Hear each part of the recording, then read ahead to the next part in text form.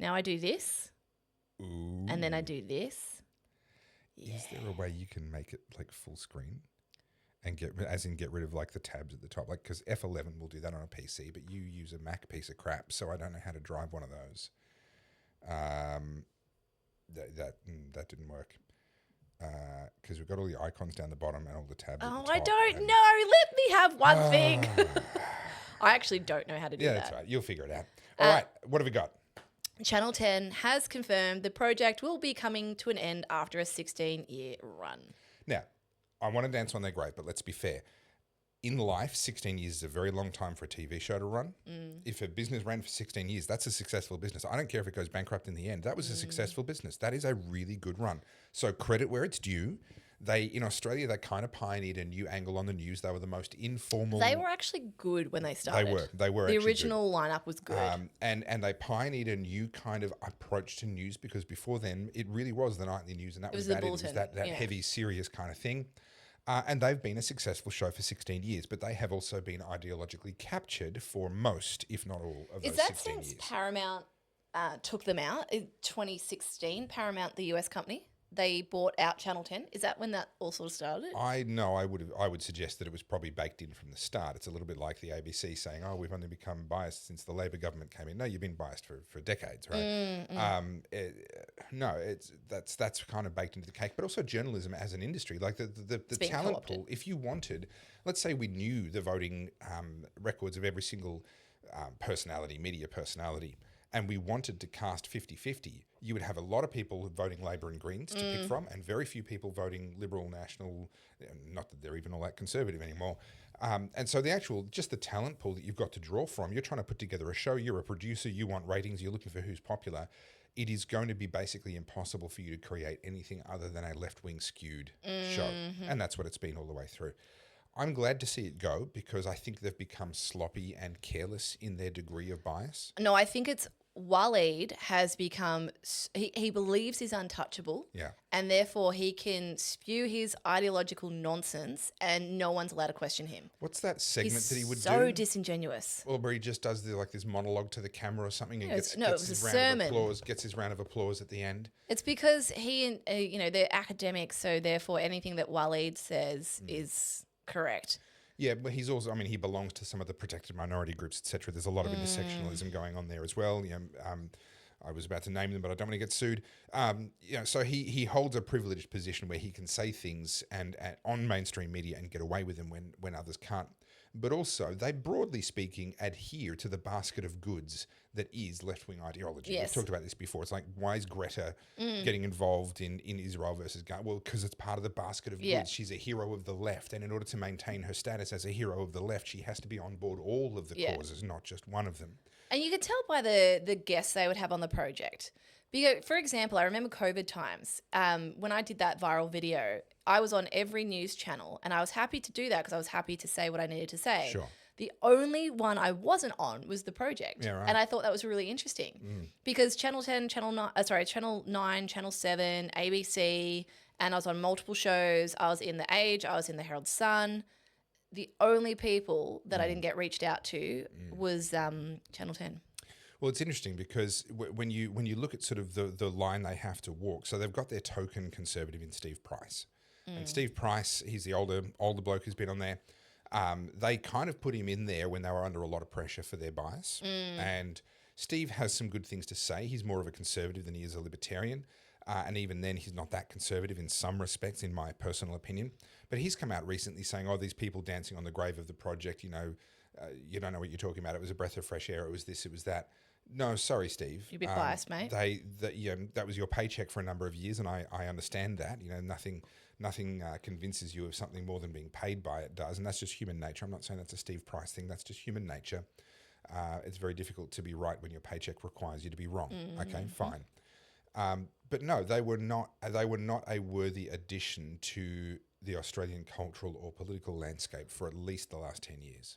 I would argue they weren't necessarily journalists. They were just opinion pieces. And that's fine, but don't tell me you're breaking news or you're giving me the facts. You would deliberately... Yeah. And that's actually a really good point, because what the project did in breaking down that kind of formal bulletin style is they really blurred the line between opinion and actual news. And we've talked about this before. I'm not a journalist, and I don't claim to be a journalist. No. I want everyone to know up front, I have opinions. I'm talking about my opinions. Now, in my opinion, they are well-researched opinions, but they are still opinions. I'm not hard news. Yeah. They blurred that line so that it was impossible at times to really tell where they went from, hey, let's tell you about the events that happened, to we're going to tell you what we think about what happened. Yeah. And you knew that by the guests they'd have on there. I mean, Clementine Ford was often on there, you know, your Abby Chatfields and all that.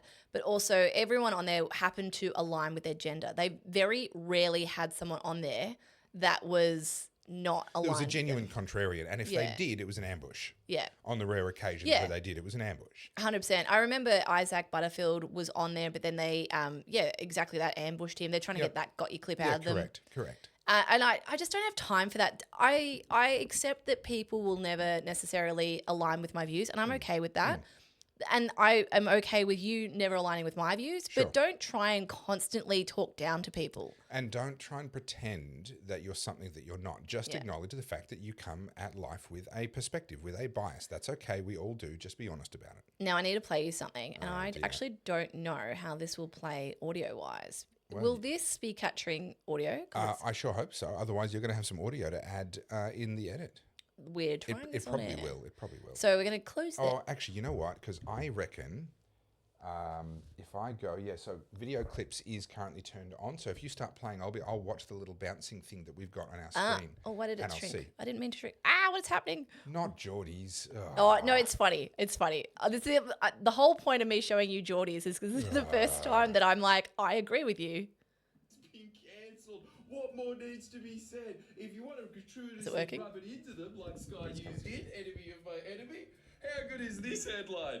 Actually, it was more of a mercy killing than an axing. Oh, man, I'll tell you, I haven't felt this alive since BuzzFeed was cancelled. Bam!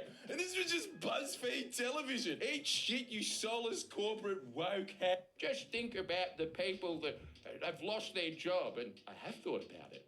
And it's made me even happier.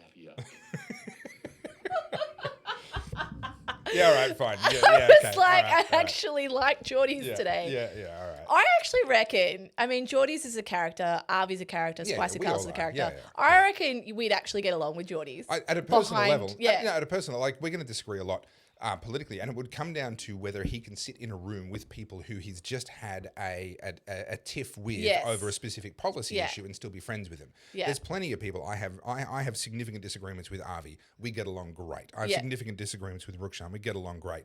I'm working on finding more disagreements with you because I feel like there's not enough yet, and there's just not enough kind of conflict. We're too aligned on too many things. I know. It's just boring. It's just boring. That's what it is, Carlz. You just need to be more contrarian.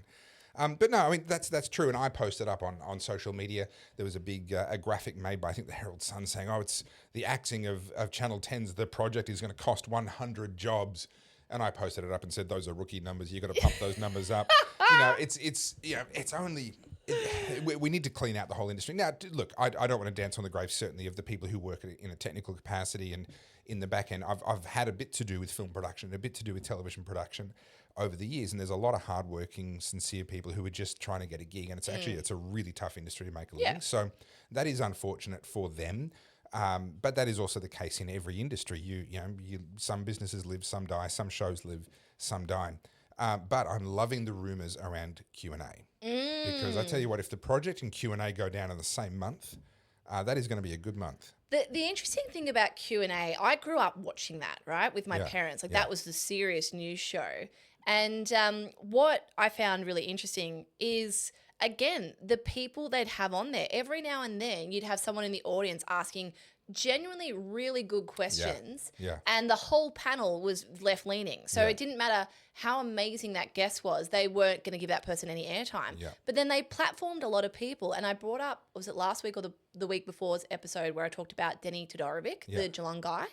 And the reason they brought him in is because he was that typical, he was the token non-binary, queer, trans, flamboyant man. And they platformed Denny when he was talking about, what was he talking? It was something about queer people, queer rights. I can't remember what it was. And then literally a week later is when he just went absolutely nuts. cataclysmic. And speaking of cataclysmic, have you seen the Clementine Ford rant around Israel and Gaza and all the rest of it? You brought this up to me. I hadn't. I just thought that you would have just lapped it up. I haven't dived in I because I don't thought watch you were her going to have a shit, rant. dude. Oh, okay, fine. Well, let's move on then. Well, here you are again. Thank you so much for watching the Oddcast. You've just seen a clip from the wonderful Carly and myself. Am I wonderful? No, but Carly is. And between us, we make a good team. So head on over to the Oddcast HQ on YouTube and watch our full episodes over there. See you there.